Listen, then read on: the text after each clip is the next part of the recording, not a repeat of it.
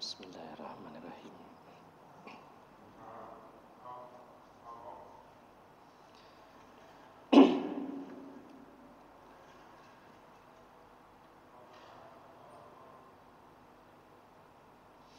Bismillahirrahmanirrahim. Assalamualaikum warahmatullahi wabarakatuh. Alhamdulillahi rabbil alamin. Wal aqibatu lil muttaqin wala udwana illa 'alal zalimin kal mubtadi'ati wal musyrikin wa asyhadu an la ilaha illallah wahdahu la syarika lah wa asyhadu anna muhammadan abduhu wa rasuluhu la nabiyya ba'dah. Allahumma salli wa sallim wa barik ala nabiyyina Muhammadin wa ala alihi wa sahbihi ajma'in. Wa qala Allah ta'ala fi kitabihil karim, ya ayyuhalladzina amanu taqullaha haqqa tuqatih wa la tamutunna illa wa antum muslimun, amma ba'd. Para alim ulama, para ustaz, para sesepuh yang senantiasa saya hormati dan saya muliakan, bapak-bapak dan ibu-ibu, saudara-saudari jamaah Masjid Al-Mujahidin yang dirahmati Allah Subhanahu wa Ta'ala. Puji syukur kita panjatkan kehadirat Allah Subhanahu wa Ta'ala. Hingga malam hari ini kita masih diberikan umur oleh Allah Subhanahu wa Ta'ala. Hingga malam hari ini kita masih diberi kesempatan oleh Allah Subhanahu wa Ta'ala. Mari hendaknya kita benar-benar menghargai umur dan kesempatan yang Allah berikan kepada kita semuanya. Karena menurut standar Allah Subhanahu wa Ta'ala, kita hidup di dunia ini sebenarnya waktu yang diberikan oleh Allah itu sudah sangat cukup bagi kita semuanya untuk memikirkan banyak hal dan juga kesempatan yang cukup banyak untuk selalu memperbaiki diri dan kesempatan yang luas untuk mempelajari, memahami dan mengamalkan agama Allah Subhanahu wa Ta'ala. Jadi Bapak Ibu jamaah sekalian, memang umur umat Rasulullah Muhammad sallallahu alaihi wasallam pada kisaran 60 sampai 70 tahun. Jika dibandingkan dengan umur para nabi sebelum Rasulullah Muhammad sallallahu alaihi wasallam, begitu pula umat-umat mereka, maka secara hitungan angka umur kita termasuk yang paling sedikit. Tapi sebenarnya umur yang Allah berikan ini sudah terukur, sudah diukur oleh Allah Subhanahu wa Ta'ala bahwa dengan waktu, kalau kita diberikan panjang umur sampai umur 60 atau lebih, sebenarnya sudah sangat cukup bagi kita untuk berpikir tentang ayat-ayat Allah Subhanahu wa Ta'ala, baik ayat-ayat qauliyah maupun ayat-ayat kauniyah. Ketika penghuni neraka berteriak memohon dan meminta kepada Allah, diberi waktu kembali ke dunia, diberi kesempatan kedua. Allah menyatakan dalam surat Fatir surat 35 ayat 37, wa hum yastarikhuna fiha. Mereka penduduk neraka itu berteriak memohon kepada Allah Subhanahu wa taala. Rabbana akhrijna na'mal salihan ghairal ladzi kunna na'mal. Wahai Tuhan kami, berilah kami kesempatan kembali ke dunia, keluarkan kami dari neraka. Kami akan beramal yang saleh, yang berbeda dengan amal kami yang dulu. Dengan kata lain, para penghuni neraka mengatakan, kami dulu diberi waktu olehmu ya Allah, tapi minta waktu lagi. Kesempatan kedua agar kami ini bisa berubah. Tidak sama amal-amal kami dengan yang dulu. Apa jawaban Allah? Awalam nu'ammirkum ma yatadzakkaru fihi man tadzakkar wa ja'akumun nadhir fama lidh-dhalimina min nasir. Tidak bisa. Bukankah dulu sudah aku berikan umur yang cukup buat kalian untuk berfikir? Dan juga sudah aku datangkan pemberi peringatan kepada kalian, maka bagi orang-orang yang zalim tidak ada seorang penolong pun. Jadi kalau kita diberi panjang umur oleh Allah Subhanahu wa taala, sebagian ulama mengatakan umur panjang itu adalah umur sekitar 18 tahun. Karena pada saat ayat tersebut turun, sebagian sahabat berumur 18 tahun, sebagian lagi mengatakan umur 40, sebagian lagi 60. Maka kalau kita pada hari ini sudah mencapai usia 40, apalagi lebih, sebenarnya itu sudah cukup panjang waktu itu. Ini standar Allah Subhanahu wa taala. Menurut Allah yang Maha Tahu, Allah yang menciptakan kita, umur 40 tahun, apalagi 60 tahun sudah cukup. Enggak usah minta kesempatan kedua, itu sudah cukup sekali. Oleh karena itu Bapak Ibu jamaah sekalian, kalau kita masih diberi kehidupan oleh Allah Subhanahu wa taala pada hari ini, jangan meremehkan dan menyia-nyiakan waktu yang diberikan oleh Allah Subhanahu wa taala. Dari menit ke menit, dari jam ke jam, dari hari ke hari, ini sangat bernilai Bapak Ibu jamaah sekalian. Karena kalau kita sudah sampai di alam akhirat, tidak ada kesempatan kedua, tidak bisa kita kembali lagi ke dunia ini, yang ada hanya menunggu balasan atas perbuatan kita, yang ada hanya saat memanen apa yang kita tanam pada hari ini. Oleh karena itu mari kita saling menyemangati antara yang satu dengan yang lainnya, saling mendorong, saling mengajak agar benar-benar serius menjalani kehidupan ini. Tidak akan lama lagi kita akan menghadap Allah Subhanahu wa taala, maka mari kita syukuri nikmat umur, waktu dan kesempatan yang Allah berikan dengan cara kita benar gunakan semua nikmat tersebut.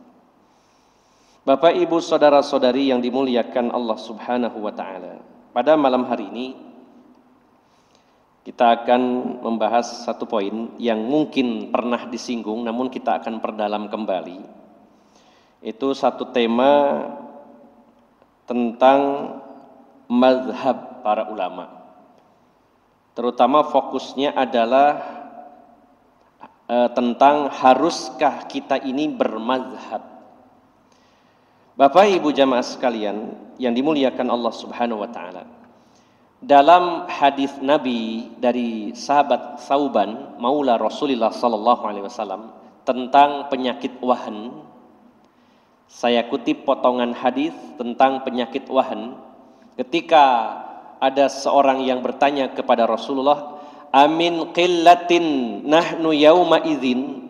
Apakah pada saat itu ketika kita dikepung dari segala penjuru oleh musuh-musuh Islam, apakah jumlah kita ini sedikit wahai Rasulullah? Apakah kita ini minoritas wahai Rasulullah?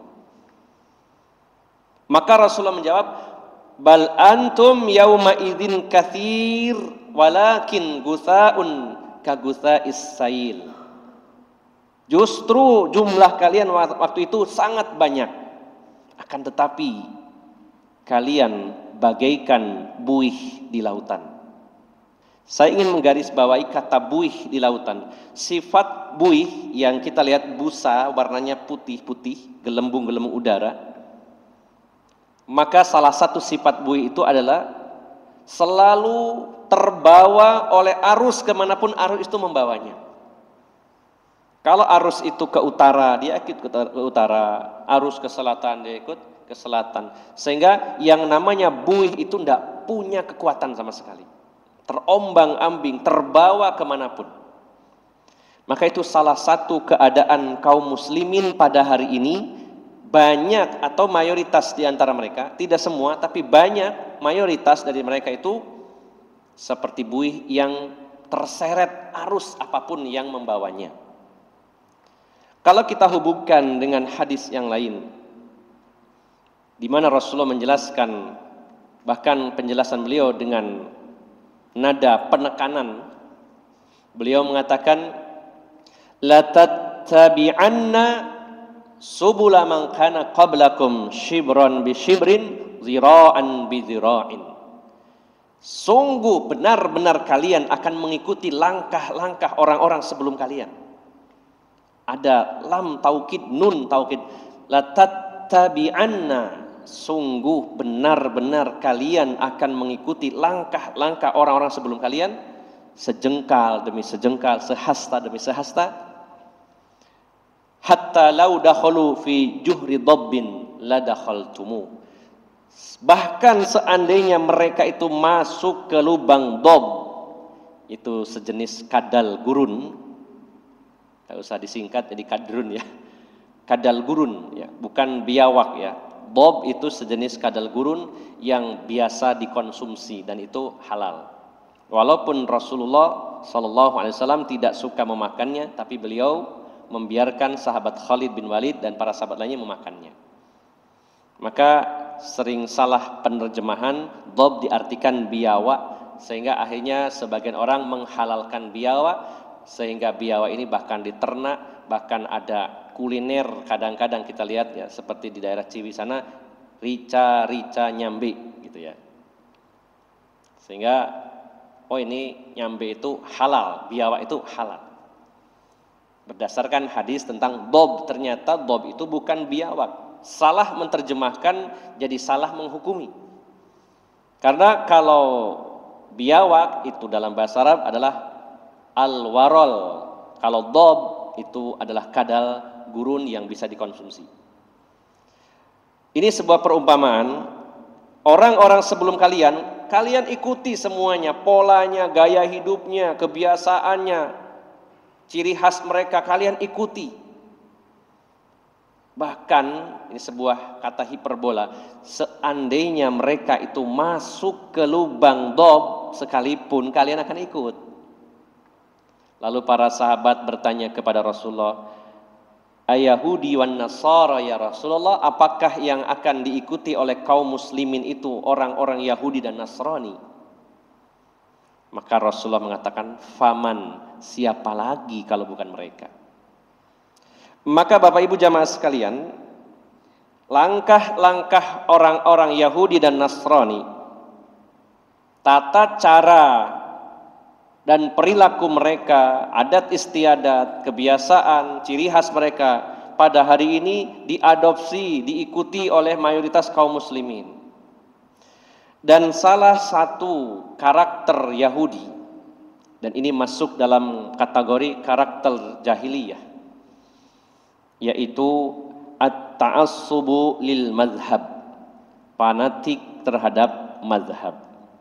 Kalau kita membuka kitab Masailul Jahiliyah pada poin yang ke-55, al-mas'alatul khamisatu wal khamsun, problematika karakter jahiliyah nomor 55, yaitu at-ta'assubu lil madhab, fanatik terhadap mazhab.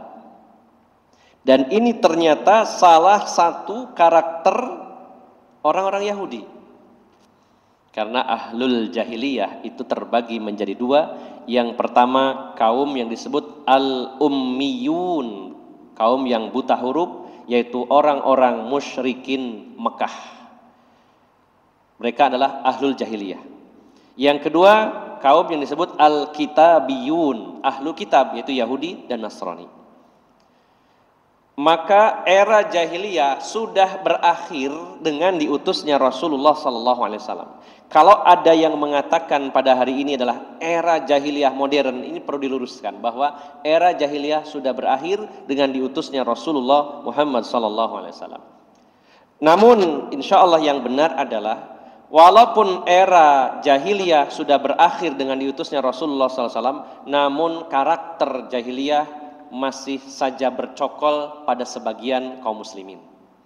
Kebiasaan orang-orang musyrikin, kebiasaan orang Yahudi dan Nasrani diikuti oleh sebagian kaum muslimin.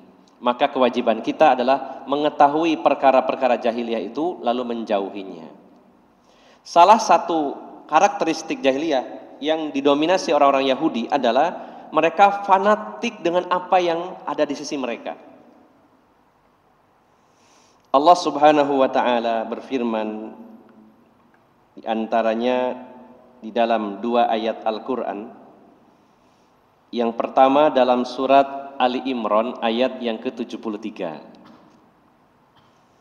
Allah Subhanahu wa taala menceritakan bagaimana sikap orang-orang Yahudi. Mereka mengatakan kepada teman-teman mereka, "Wala tu'minu illa liman tabi'a dinakum."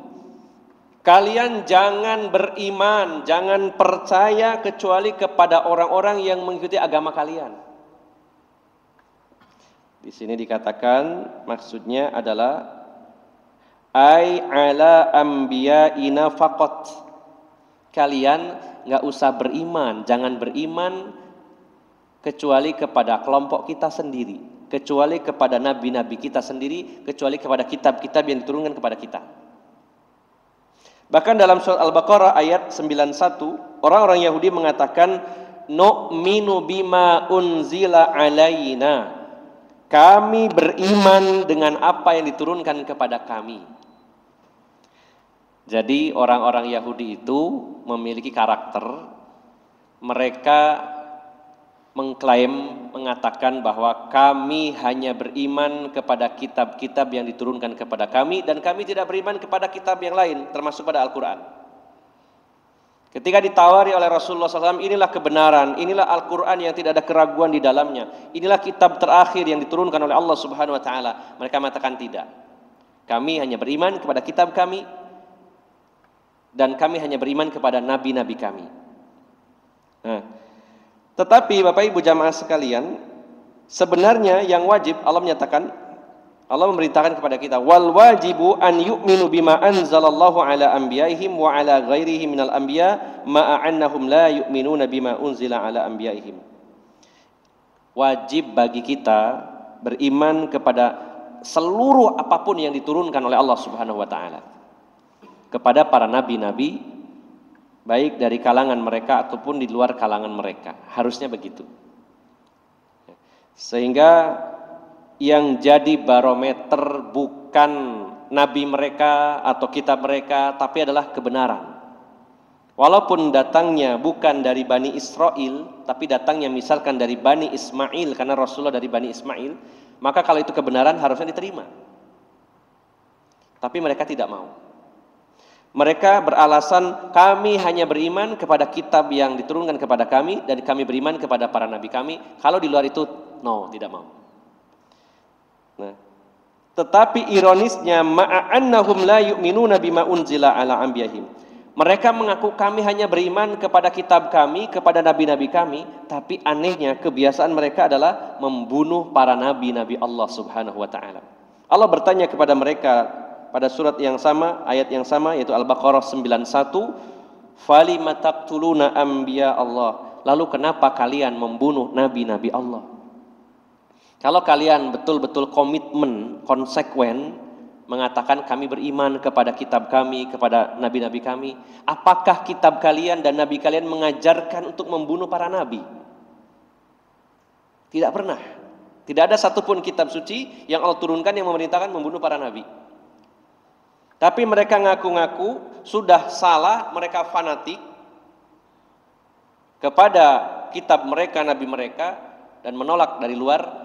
Di samping itu mereka juga menyalahi kitab mereka sendiri dan risalah para nabi mereka sendiri. Salah satunya mereka adalah sering membunuh para nabi-nabi dan rasul-rasul yang diutus oleh Allah Subhanahu wa taala.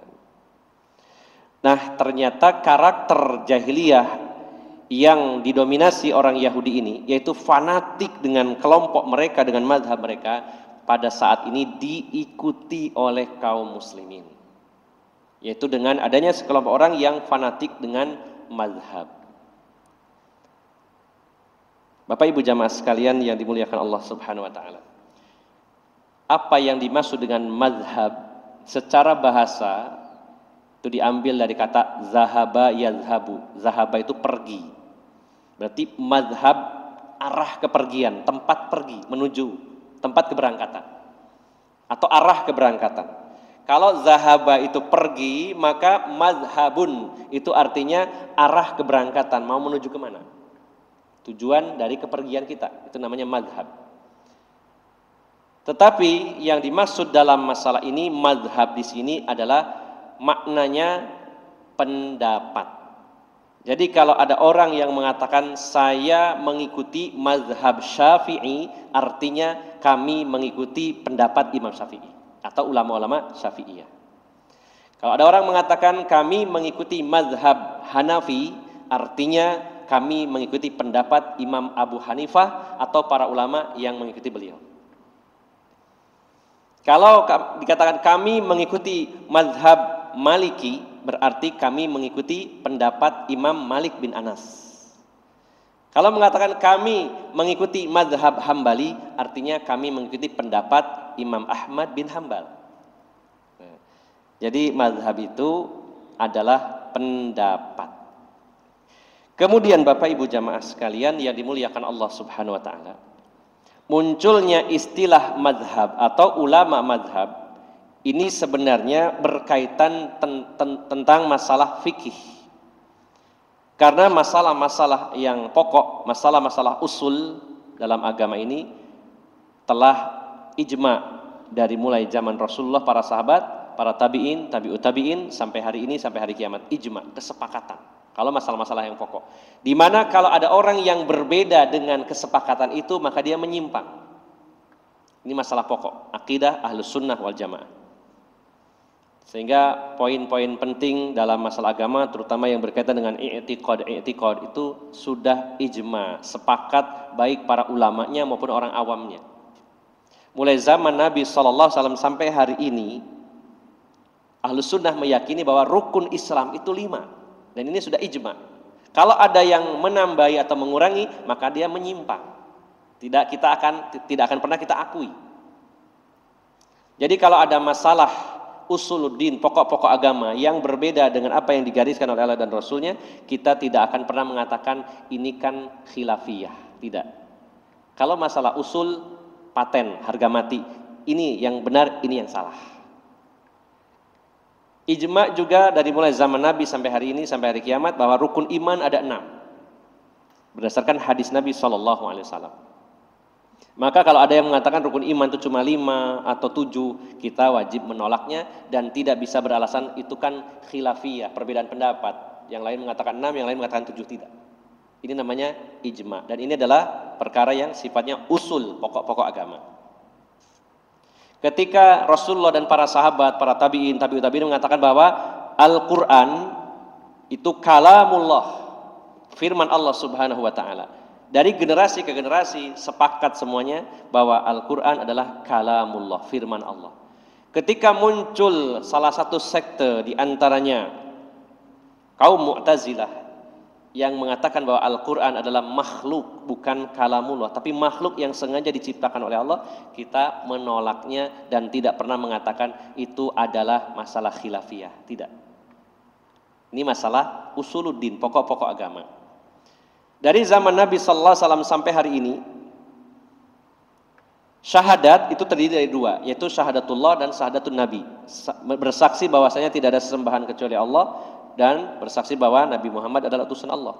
Asyhadu an la ilaha illallah wa asyhadu anna Muhammadar Rasulullah. Itu ijma, sepakat. Siapa yang mengurangi 2 kalimat syahadat atau menambahnya, maka kita tolak dan kita tidak akan mengatakan itu adalah ijtihad, itu adalah khilafiyah, tidak. Bagaimana orang Syiah bersyahadat asyhadu alla ilaha illallah wa asyhadu anna Muhammadar Rasulullah wa anna aliyan waliyullah, dan terus ada tambahan-tambahan. Kita tidak mengakuinya dan tidak akan pernah mengatakan itu adalah sebuah perbedaan pendapat. Ini masalah pokok-pokok agama. Dari dulu sampai sekarang kaum muslimin Ahlussunnah meyakini bahwa salat yang diwajibkan oleh Allah dalam sehari semalam itu 5 waktu. Ini sudah ijma, sepakat.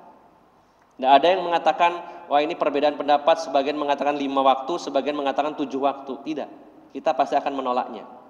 Ini yang disebut ijma, kesepakatan dari waktu ke waktu, dari zaman ke zaman, dari generasi ke generasi. Yaitu terkait masalah usul atau pokok-pokok agama. Adapun kalau usul itu pokok, maka setelah itu ada yang namanya furu', itu cabang. Biasanya berkaitan dengan masalah fikih.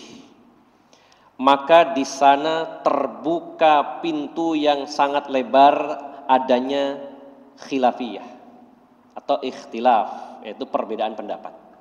Bahkan dalam bab fikih terbuka lebar pintu ijtihad. Ada khilafiyah, ada ijtihadiyah. Maka dalam masalah ini muncullah para ulama-ulama mazhab di mana mereka memiliki pendapat, memiliki fatwa yang berbeda antara yang satu dengan yang lainnya, dan itu berkaitan dengan masalah fikih. Sehingga tidak dipermasalahkan dan dibolehkan dalam masalah ini. Bahkan sejak zaman sahabat Nabi SAW, perbedaan dalam masalah fikih sudah ada. Kemudian Bapak Ibu jamaah sekalian, dengan demikian bahwa tidak masalah kita mengakui adanya para ulama mazhab, karena mazhab ini artinya pendapat. Dan pendapat ini boleh berbeda antara yang satu dengan yang lainnya, dan kita pun sebagai pencari ilmu agama boleh memilih dari pendapat-pendapat itu. Namun yang perlu kita garis bawahi bahwa pendapat ulama itu bukan dalil. Pendapat ulama itu bukan dalil. Dalil itu adalah Al-Quran dan As-Sunnah Nabi SAW. Maka pendapat para ulama dimanapun, kapanpun, siapapun bisa kita terima dan bisa kita tolak. Beda dengan Al-Quran dan hadis yang sahih. Tidak ada peluang kita untuk menolaknya. Tapi kalau pendapat bisa diterima, bisa ditolak. Kita bisa memilih antara satu pendapat dengan pendapat yang lainnya. Nah, maka itulah yang dimaksud mazhab atau ulama mazhab, yaitu para ulama yang dengan susah payah dan perjuangan keras menentukan satu status hukum. Ini wajib, apakah sunnah, ini halal apa haram, atau mungkin variasi-variasi dalam ibadah-ibadah seperti apa modelnya. Mereka lah telah berusaha keras mempelajari agama ini lalu mengeluarkan pendapat-pendapat mereka. Kemudian Bapak Ibu jamaah sekalian yang dimuliakan Allah Subhanahu wa taala, ulama mazhab yang terkenal itu 4. Sebenarnya tidak hanya 4, tapi banyak. Kita hanya mengenal nama ulama mazhab itu yang populer 4, yaitu Imam Abu Hanifah, Imam Malik bin Anas, Imam Muhammad bin Idris Asy-Syafi'i, kemudian Imam Ahmad bin Hambal. Sementara di sana sebenarnya banyak ulama-ulama, pakar-pakar yang levelnya mendekati para ulama yang 4 tadi. Ada Sufyan Ats-Tsauri, ada Al-Auza'i, ada Ibnul Mubarak, dan lain-lainnya. Pertanyaannya, mengapa yang dikenal cuma 4? Atau mungkin sebagian besar kaum muslimin hanya mengenal 4? Sebenarnya banyak para ahli dalam agama ini, para thalibul ilm, para pencari ilmu agama ini mengenal mazhab-mazhab yang lainnya, tapi kalau di masyarakat umum itu hanya dikenal 4. Itu mazhab Hanafi, Maliki, Syafi'i, Hambali. Nah, mengapa hanya dikenal 4, Bapak Ibu jamaah sekalian? Jawabannya adalah karena ternyata 4 ulama besar tersebut adalah yang paling menonjol dari sisi keilmuannya. Dan keempat ulama tersebut memiliki metodologi dalam memahami dalil yang sangat unik, metodologi yang sangat akurat. Sehingga dengan metode cara mereka menyimpulkan satu hukum banyak diadopsi, ditiru oleh ulama-ulama setelahnya. Maka ketika mereka itu memiliki murid-murid yang jumlahnya begitu banyak, itulah yang membuat mereka terkenal. Sehingga kenapa hanya dikenal di tengah-tengah masyarakat hanya 4? Karena yang 4 ini punya murid yang terbanyak di antara ulama-ulama lainnya yang selevel dengan keempatnya. Dan ulama-ulama di belakangnya banyak yang mengikuti tata cara mereka dalam istinbat, dalam menentukan status hukum. Jadi gambarannya, kenapa kok yang terkenal cuma Abu Hanifah, Imam Malik, Imam Syafi'i, Imam Hambali? Karena mereka yang punya kedalaman ilmu luar biasa, kemudian pengikutnya banyak, dan para ulama di belakangnya banyak yang mengikuti metode mereka. Sehingga dari hari ke hari semakin terkenal, sehingga akhirnya masyarakat, khususnya masyarakat umum, seolah-olah hanya meyakini dan mengetahui bahwa ulama mazhab itu hanya 4, padahal lebih dari itu. Ini kurang lebih secara histori kenapa dikenal cuma 4 mazhab. Nah, kemudian Bapak Ibu jamaah sekalian, apa sikap kita ketika menghadapi adanya ulama-ulama mazhab ini? Saya beri beberapa pilihan, kira-kira Bapak-bapak, Ibu-ibu mau pilih yang mana? Yang pertama, ada orang yang mewajibkan dirinya mengikuti satu mazhab saja secara fanatik. Artinya dia hanya memegang satu mazhab saja. Misalkan dari semua fikih yang dia pelajari dan dia amalkan, semuanya bermadhab Syafi'i. Pilihan pertama, ada orang pilih saya madhab Syafi'i, semuanya bermadhab Syafi'i, semua amaliyahnya mengikuti madhab Syafi'i, pendapat Imam Syafi'i. Ini yang pertama. Yang kedua, ada orang yang mengambil pendapat dari semua madhab, ini diambil, ini diambil, ini diambil. Di mana dia berprinsip bahwa mana yang lebih kuat, yang lebih mendekati dalil, itulah yang diambil. Tidak harus kepada Syafi'i saja, tapi dari semua madhab diambil. Yang penting yang paling kuat. Ini pilihan kedua. Pilihan ketiga, ada orang yang memilih madhab-madhab dari semuanya, tapi pilih yang enak-enak tok. Oh, kayaknya kalau bab ini yang enak pendapatnya Syafi'i, diambil. Dicari, dikalkulasi mana yang paling enak atau mana yang paling cocok dengan hawa nafsunya. Ini saya punya kepentingan supaya mendapatkan legitimasi, apa namanya? Legitimasi ya, supaya mendapatkan kekuatan hukum. Artinya ada yang memantapkan pendapat saya, dia akan ikuti. Jadi muncul dulu keinginan, hasrat, kepentingan, baru dicarikan pendapat ulama yang cocok dengan dia. Kalau nggak cocok dia buang. Nah, ini pilihan ketiga. Jadi yang pertama, ada orang milih salah satu mazhab dan dia disiplin, konsekuen, komitmen dengan mazhab tersebut. Semua amaliyahnya secara fikih dia ikuti mazhab yang dia yakini. Ini satu. Yang kedua, ada orang yang tidak harus satu mazhab, diambil dari semua mazhab, yang penting yang lebih kuat, yang mendekati dalil kebenaran dia ikuti. Yang ketiga, dia memang mengambil dari banyak mazhab, tapi dipilih-pilih yang enak-enak tok dan yang sesuai dengan hasrat dan hawa nafsunya. Dan yang terakhir, ada orang yang memilih salah satu mazhab dan fanatik dengan mazhab itu. Ada 4 Pak, coba kita termasuk mau pilih yang mana nih? Yang pertama, memilih komit saya akan pilih mazhab Syafi'i, full.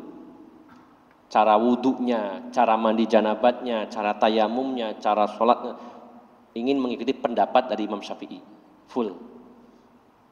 Yang kedua, mengambil pendapat dari manapun selama itu lebih kuat. Atau yang ketiga, milih yang enak-enak saja. Atau yang keempat, fanatik dengan satu mazhab. Mau pilih yang mana Pak kira-kira? Yang kira-kira lebih mendekati lah dengan yang kita pahami, nomor berapa Pak? Nomor 2. Dan Bapak Ibu jamaah sekalian, tidak ada satupun dalil yang saya ketahui, sepanjang yang saya ketahui, baik dari Al-Quran maupun dari hadis, yang memerintahkan kita harus bermazhab. Barangkali ada yang bisa menunjukkan kepada saya akan ikuti kalau itu kebenaran. Perintah dari Allah maupun dari Rasulullah harus memilih salah satu mazhab. Yang ada perintah dari Al-Quran adalah mengikuti al-haq, kebenaran, yaitu datangnya dari Al-Quran dan dari sunnah Nabi SAW. Coba kita perhatikan beberapa ayat Al-Quran. Perintahnya bukan ikuti Syafi'i, Maliki, Hanafi, Hambali, tidak. Dalam surat Muhammad ayat 33 Allah berfirman, Ya ayyuhalladzina amanu ati'ullaha wa ati'ur rasula wa la tubtilu a'malakum. Wahai orang-orang yang beriman, taatlah kepada Allah, taatlah kepada Rasulullah, dan jangan kalian merusak pahala amal-amal kalian. Jangan kalian batalkan pahala amal-amal kalian. Allah nyatakan ati'ullaha wa ati'ur rasul. Ya, bukan taat kepada selainnya. Ya. Kemudian juga dalam surat At-Taghabun ayat 12 Allah berfirman wa ati'ullaha wa ati'ur rasula fa in tawallaitum fa inna ma'ala rasulinal balagul mubin. Dan taatlah kepada Allah dan taatlah kepada Rasulullah sallallahu alaihi wasallam. Jika kamu berpaling, sesungguhnya kewajiban Rasul kami hanyalah menyampaikan amanat Allah dengan terang. Ya. Jadi taatlah kepada Allah, taatlah kepada Rasulullah Muhammad sallallahu alaihi wasallam. Yang lebih spesifik lagi dalam surat An-Nisa ayat 59. Allah berfirman surat An-Nisa ayat 59. Fa in tanaza'tum fi syai'in farudduhu ilallahi war rasul in kuntum tu'minuna billahi wal yaumil akhir dzalika khairu wa ahsanu ta'wila. Jika kamu mengalami satu proses yang disebut tanazu, yaitu tanazu itu berselisih. Jika kalian berbeda pendapat, terjadi tanazu khilafiyah, maka kembalikan kepada Allah dan Rasulnya, kembalikan kepada Quran dan sunnah Nabi SAW. Jika kalian mengaku beriman kepada Allah dan hari akhir, yang demikian itu lebih utama bagimu dan lebih baik akibatnya.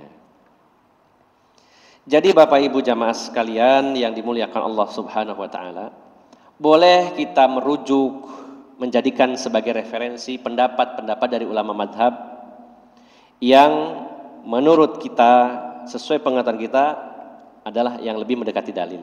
Tapi itu bukan dalil ya. Dan tentunya bagi kita yang memiliki keterbatasan ilmu, maka tentunya sulit memang untuk menetapkan ini lebih kuat, ini lebih lemah. Disinilah kita pentingnya belajar kepada orang-orang yang berilmu supaya kita mendapat bimbingan. Kita harus milih pendapat yang mana. Nah, jadi Bapak Ibu jamaah sekalian, standar kita itu bukan madhab siapa, tapi mana yang mendekati Al-Quran atau mana yang mengikuti Al-Quran dan sunnah Nabi SAW. Karena pendapat-pendapat dari ulama madhab itu sebagiannya mungkin mereka merujuk kepada Al-Quran, kepada hadis, sebagainya ada juga yang murni ijtihad mereka, yang kadang juga tidak disertai dengan dalil. Nah, maka barometer kita adalah Al-Quran dan sunnah Nabi SAW. Kalau pendapat Imam Syafi'i berbenturan dengan Al-Quran dan sunnah, maka kita ikuti Al-Quran dan sunnah. Dan itulah pesan-pesan yang disampaikan oleh para ulama mazhab. Saya kutip pesan-pesan mereka.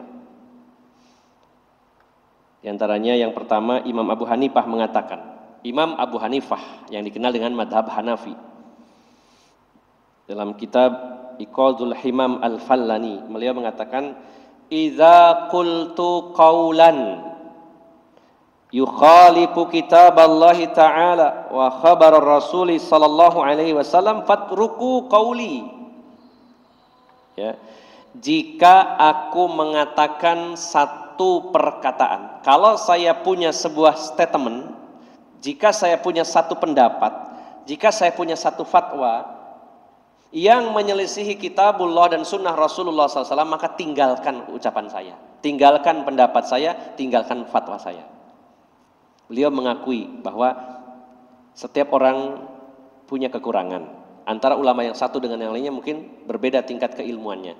Ada kalanya seorang ulama mengetahui sebuah hadis, ada kalanya ulama lain tidak mengetahuinya. Ulama A hafal 1000 hadis, ulama B cuman 950, yang 50 dia nggak hafal, nggak tahu. Ini mempengaruhi fatwa dan pendapatnya tentunya. Maka Imam Abu Hanifah mengatakan, kalau saya mengatakan sesuatu, saya punya pendapat, kalau bertentangan dengan kitabullah dan sunnah Nabi sallallahu alaihi wasallam, tinggalkan perkataan saya, tinggalkan pendapat saya, kembalilah kepada Al-Quran dan sunnah Nabi sallallahu alaihi wasallam.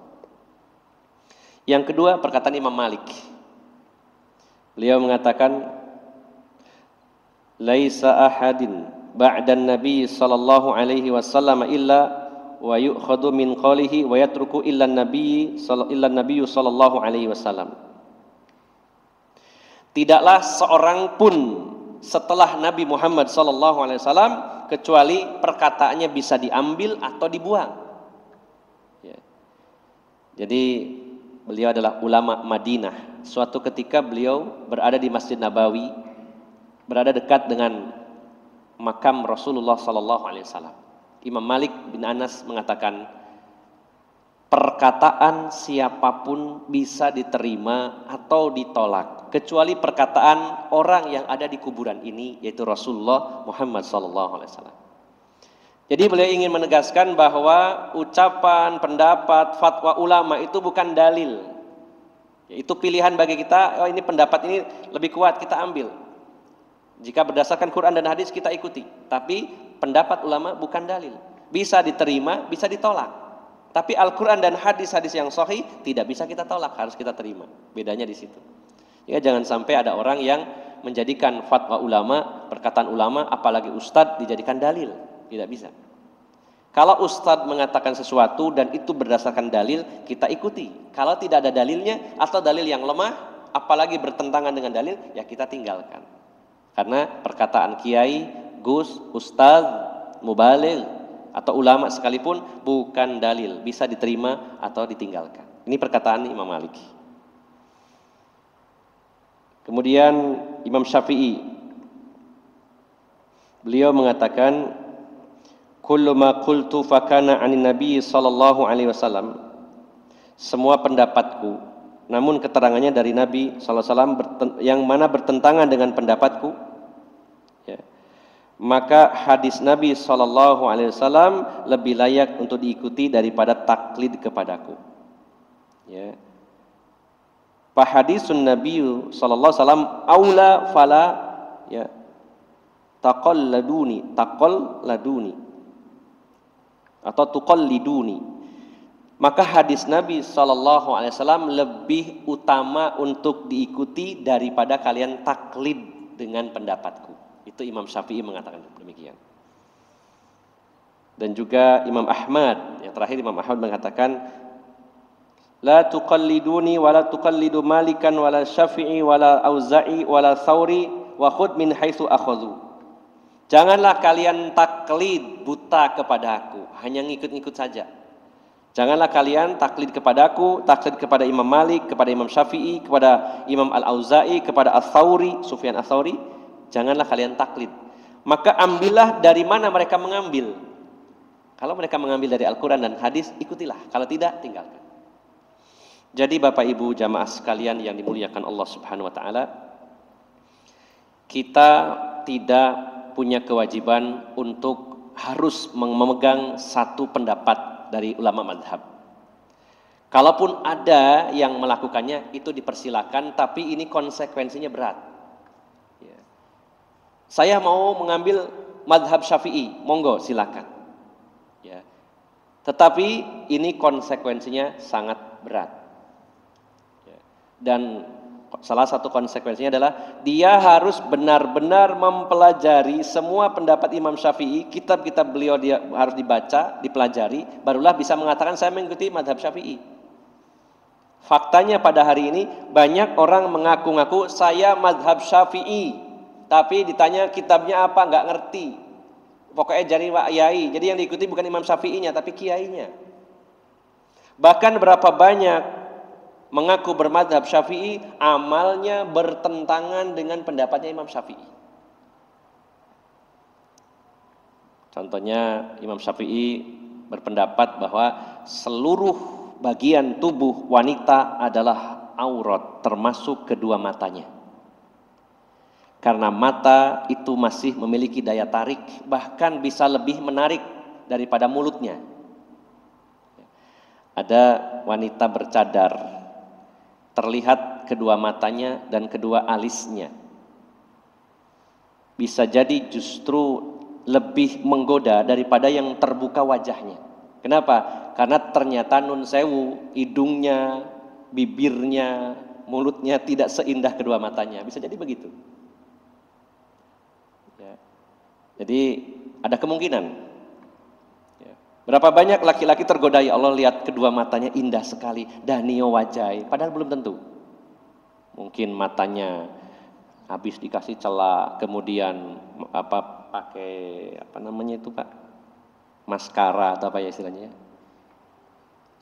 atau mungkin kedua matanya dipasangi sapu ijuk apa itu ya, yang ditempel, belum lagi dikasih soft lens yang berwarna biru atau abu-abu. Wah, tampak indah, pasti ini cantik ini. Begitu dibuka kelihatan mulutnya, hidungnya, ternyata wajahmu tak secantik kedua matamu gitu ya.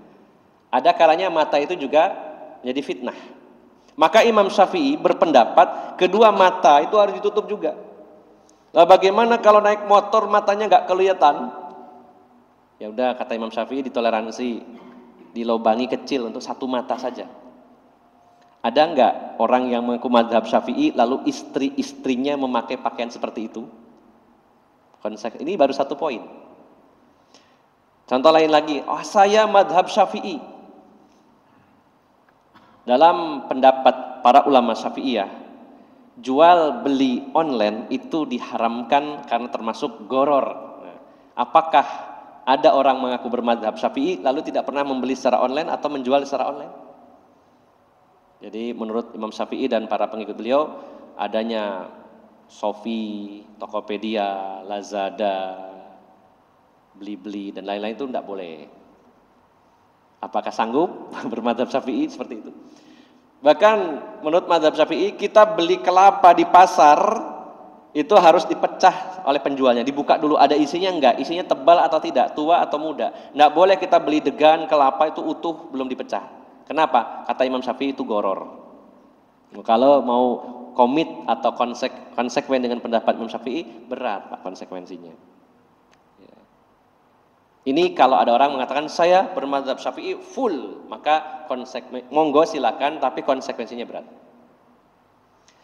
Kalau kita nauzubillah pilih yang ketiga, yaitu pilih madhab manapun yang penting cocok dengan kita, wah ini repot. Dikhawatirkan orang-orang tersebut dikatakan oleh para ulama dan juga oleh Rasulullah SAW, siapa yang mengambil pendapat dari para ulama yang enak-enak saja, yang mudah-mudah saja, maka dia termasuk zindiq, orang munafik. Munafik, kenapa? Karena dia berkedok agama untuk memuluskan hawa nafsunya. Dia menggunakan fatwa-fatwa para ulama.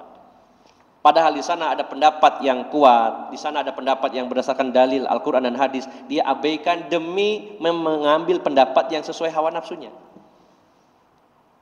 Kayaknya yang ini enak nih, diambil lah. Yang ini gak enak, buang. Ini orang munafik. Lagi ada kepentingan nih. Ini ada janda yang siap dinikah, tapi walinya bapaknya rada rewel. Wah, ngambil pendapat Imam Abu Hanifah bahwa janda boleh menikah tanpa wali. Dia boleh menikahkan dirinya. Pilih aja yang ini gitu. Pilih yang enak-enak toh. Padahal para ulama yang lainnya mengatakan berdasarkan hadis Nabi, la nikaha illa biwaliyin, tidak sah nikah kecuali memakai wali. Itu adalah hadis Nabi SAW. Imam Abu Hanifah tidak berdasarkan dalil. Kita pilih yang ada dalilnya, begitu. Maka kelompok yang ketiga kita jauhi. Jangan sampai memilih semuanya, diambil yang enak-enaknya saja. Nah, yang parah adalah fanatik mazhab. Yang keempat tadi, fanatik terhadap mazhab. Saya fanatik dengan Imam Syafi'i. Ya sebagaimana orang Yahudi tadi. Kalau bukan dari Imam Syafi'i, enggak mau. Mau benar, mau salah, mau kuat, mau lemah, pokoknya kalau bukan dari Imam Syafi'i saya enggak mau. Nah, ini yang terjadi adalah seperti itu. Dan ironisnya lagi, uniknya lagi, seperti orang Yahudi tadi, mereka mengaku kami hanya mengikuti kitab kami, nabi kami, tapi mereka juga menyelisihi kitab dan nabi mereka. Nah sekarang banyak orang yang fanatik, saya cuma madhab Syafi'i, yang lainnya nggak mau, tapi berlawanan dengan pendapatnya Imam Syafi'i. Ini adalah kelompok yang keempat.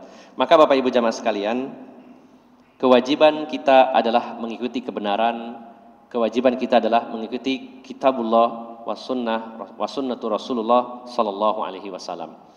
Pendapat-pendapat para ulama bisa kita ambil, bisa kita tinggalkan, dan seringkali kita dalam memahami Al-Quran dan hadis membutuhkan memang penjelasan, penjabaran dari para ulama, sehingga kita boleh memilih pendapat-pendapat itu tanpa fanatik kepada salah satunya dan tanpa membatasi harus madhab tertentu. Silakan dari manapun pendapat itu, bahkan seandainya ada pendapat di luar 4 imam madhab itu, kita bisa mengambilnya selama itu berdasarkan Al-Quran dan sunnah Nabi Sallallahu Alaihi Wasallam. Maka dari situlah Bapak Ibu jamaah sekalian terang bagi kita bahwa kewajiban kita adalah ittiba', mengikuti Al-Quran was sunnah Rasulullah Muhammad Sallallahu Alaihi Wasallam. Demikian yang bisa saya sampaikan, semoga bermanfaat. Mudah-mudahan Allah membimbing, memberikan arahan, hidayah kepada kita semuanya, agar kita senantiasa berada di atas jalannya Allah Subhanahu wa taala, di atasnya sunnah Rasulullah sallallahu alaihi wasallam. Dari awal hingga akhir saya mohon maaf yang sebesar-besarnya. Aqulu qauli hadza wa astaghfirullah li wa lakum wa akhiru da'wana anil hamdulillahirabbil alamin. Wassalamu alaikum warahmatullahi wabarakatuh. Subhanakallahumma wa bihamdika asyhadu an la ilaha illa anta astaghfiruka wa atubu ilaik.